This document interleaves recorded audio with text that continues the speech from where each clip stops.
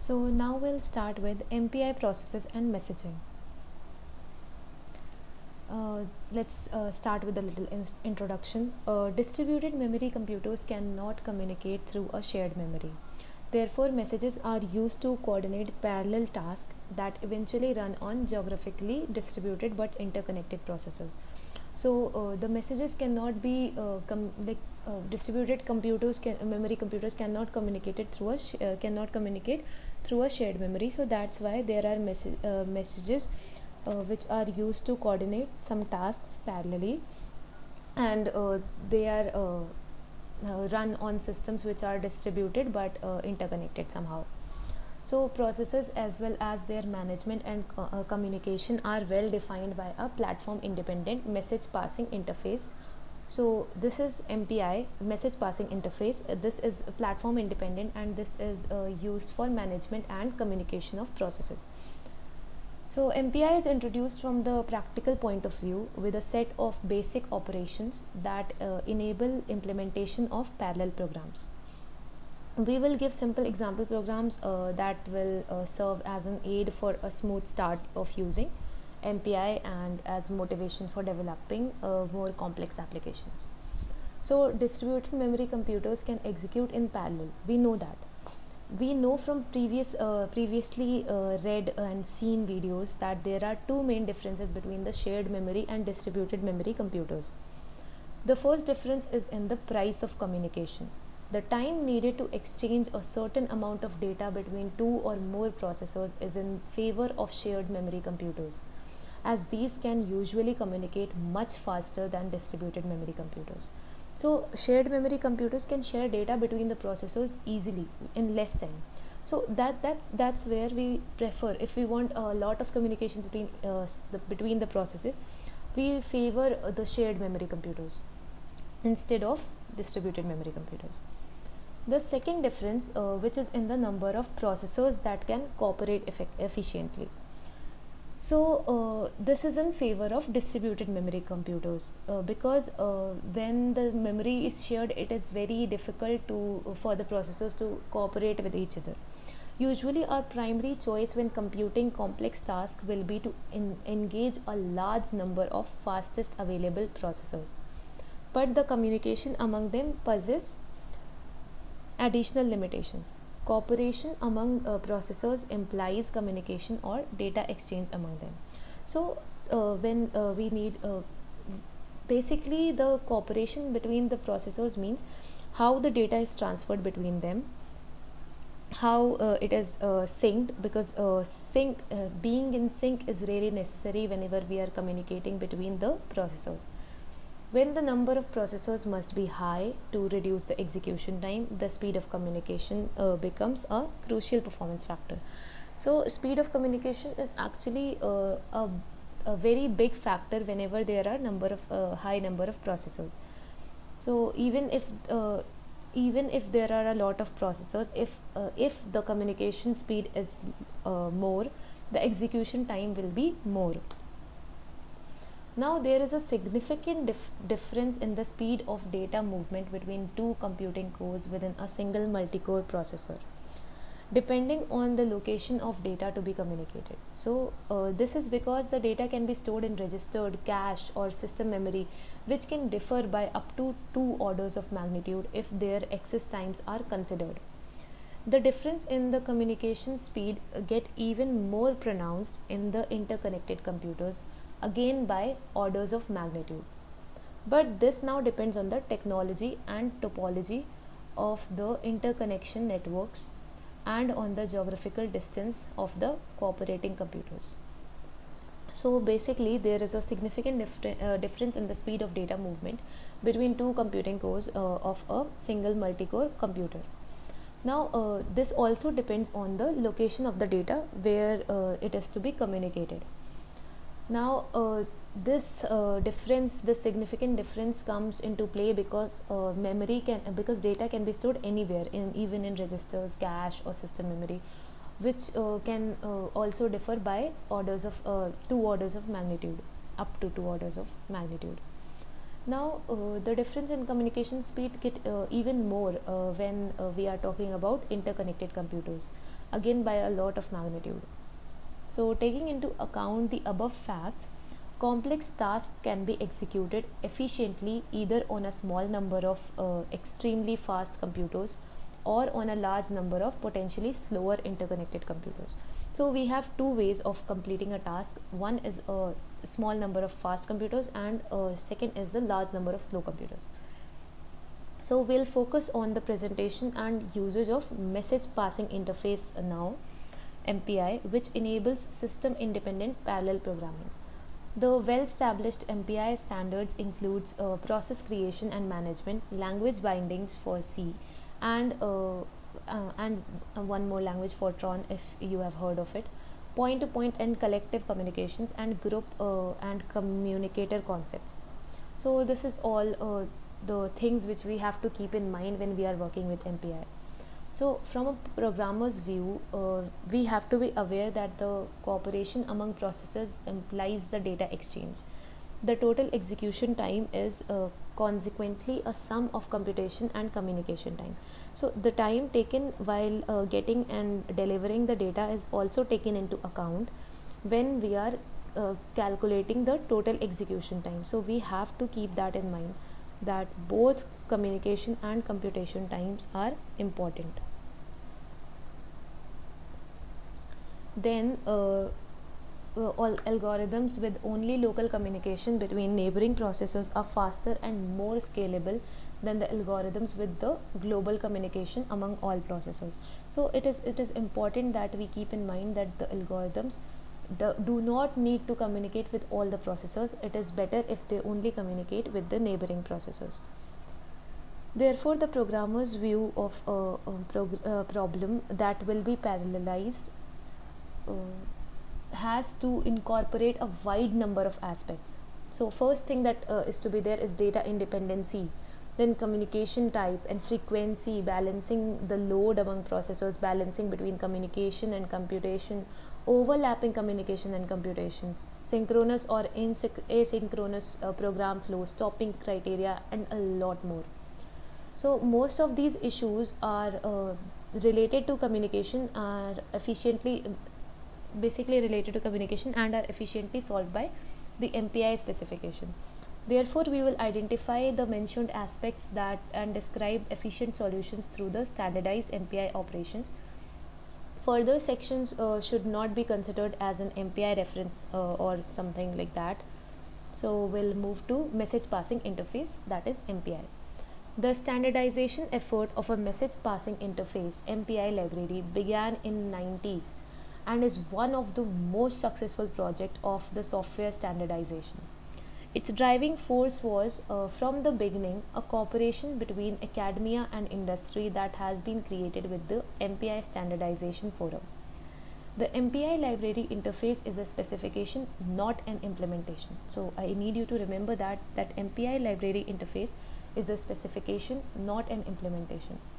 The MPI is not a language, and all MPI operations are expressed as functions, subroutines, or methods according to the appropriate language bindings for C and Fortran, which are a part of the MPI standard. The MPI standard defines the syntax and semantics of library operations that support the message passing model, independently of program language or compiler specification. Since the word parameter is a keyword in the Fortran language, the MPI standard uses the word argument to denote the arguments to a subroutine. It is expected that C programmers will understand the word argument. I know you guys know that the parameters and arguments are the same, but still this is basically in the definition of message passing interface, that since the parameter is a keyword in that language, so we will be using arguments instead of parameters. So it's the same thing. So then an MPI program consists of autonomous processes that are able to execute their own code in the sense of multiple instruction, multiple data. So MIMD paradigm is used basically. So MPI programs consist of autonomous processes that are able to execute their own code. They are independent, okay, so they are able to execute their own code in a sense of multiple instruction, multiple data paradigm. An MPI process can be interpreted in this sense as a program counter that addresses their program instructions in the system memory, which implies that the program codes executed by each process have not to be the same. So the program counter, MPI can be said that it is one kind of a program counter. It addresses their memory instructions in the system memory, so like program instructions in the system memory. The processes communicate via calls to MPI communication operations independently of operating system. The MPI can be used in a wide range of programs written in C or Fortran. Based on the MPI library specifications, several efficient MPI library implementations have been developed, either in open source or in public domain or something like that. The success of the project is evidenced by a coherent development of the parallel software projects that are portable between different computing environments. An example of that will be parallel computers, clusters, and heterogeneous networks. So basically MPI interface is designed for end users, parallel library writers, and developers of parallel software tools. Then any MPI program should have operations to initialize execution environment and to control starting and terminating procedures of all generated processes. So every MPI program should have one initialization and one starting, one control starting, and then one terminating procedure. MPI processes can be collected into groups of specific size that can communicate in its own environment, where each message sent in a context must be received only in the same context. So it is to be kept in mind that whatever message is sent and in whatever context, it should be received in the same context. So there is a default communicator, MPI COM world, whose group encompass all initial processes and whose context is default. So two essential questions arise here, that how many processes are participating in computation and which are their identities. Both questions will be answered after calling two specialized MPI operations. Those two operations are MPI send and MPI receive. So as the name suggests, MPI send is used to send data, and MPI receive is used to receive data. Now they can be send and receive data and represented by numerous data types. So besides the data transfer, these two operations synchronize the cooperating processes in time instance where communication has to be established. Example, a process cannot proceed if the expected data has not arrived. So they are synced in such a manner that only the programs will work only if the communication has been taken place properly. Sorry. Further, a sophisticated addressing is supported within a group of ranked processes that are a part of a communicator. A single program may use several communicators which manage common or separated MPI processes. Such a concept enables to use different MPI-based parallel libraries that can communicate independently without interference within a single parallel program. So a single program may use several communicators. It is not necessary to use only one communicator. Even that the most of the parallel algorithms can be implemented by just a few MPI operations. The MPI 1 standard offers a set of more than 120 operations for elegant and efficient programming, including operations for collective and asynchronous communication in numerous topologies. So the MPI library is well documented from its beginning and it's constantly developing. And the MPI 2 provides standardized process startup, dynamic process creation and management, improved data types, one-sided communication, and versatile input-output operations, etc. etc. The MPI 3 standard introduces non-blocking collective communication that enables communication computation overlapping, and the MPI shared memory model that enables efficient programming of hybrid architectures.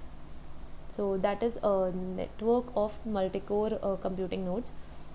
So basically MPI3 provides a collective communication, non-blocking collective communication that enables communication and computation overlapping. It also provides MPI shared memory. Now complete MPI is quite a large library with a lot of operations. So we have to only fulfill the desires of the syllabus, so we will just move with the programs. So first is the hello world program. So we will proceed with a simple program of hello world. So here you can see that we have included stdafx.h, then standard input output is there, and mpi.h has been included. Keep in mind that standard afx.h is in double inverted commas and not in angular brackets, and so is mpi.h. Now our main has two arguments, argc and argv, where argc is integer and argv is a string array, you can say. So we can see that we have two variables here, rank and size. Then this is MPI init, which is passing the main function's arguments, because this is how it initializes the MPI. It initializes the MPI interface. So then we have MPI com size, where we get the size of the communicator. We pass the communicator and address of the size, and we basically set the size, communication size, and then MPI com rank is there, which is basically used, which again takes our communicator MPI com word as an argument, and also the address of rank. Now we just simply this also changes the values of size, because this com size actually gives the size of the communication, and like how many processes are there. Then this gives the rank of the process, returns the rank of the process. It changes the, since we are passing the address, the change is reflected back to the variables. So then we print hello world from process this process rank to of this many processes. So this will print different this will print what hello from one process from, and it will also show how many processes are there. Then we use MPI finalize function to just finalize our to end, or you can say finish our MPI use of our MPI interface. So this is how you end that particular MPI. So then we get to the introduction to MPI. MPI is a language independent communication protocol used to program parallel computers. MPI programs always work with processes, but programmers commonly refer to the processes as processors.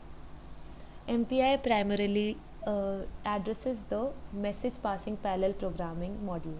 Data is moved from the address space of one process to that of another process through cooperative operation on each process. So basic functionality of MPI is to address the message passing parallel programming model. For maximum performance, each CPU will be assigned just a single process. This assignment happens at runtime through the agent that starts the MPI program. Now we come to the programming model. So the programming model basically shows that originally MPI was designed for distributed memory architectures, which were becoming increasingly popular. As architecture trends changed, shared memory systems were combined over networks, and creating hybrid distributed memory or shared memory systems, or you can say whatever. Then MPI implementers adapted their libraries to handle both types of underlying memory architectures. They also adapted or developed ways of handling different interconnects and protocols. So today, MPI runs on virtually any hardware platform, distributed memory, shared memory, or even hybrid. Then reasons for using MPI. First is the standardization. MPI is the only message passing library which can be considered a standard. It is supported on virtually all HPC platforms.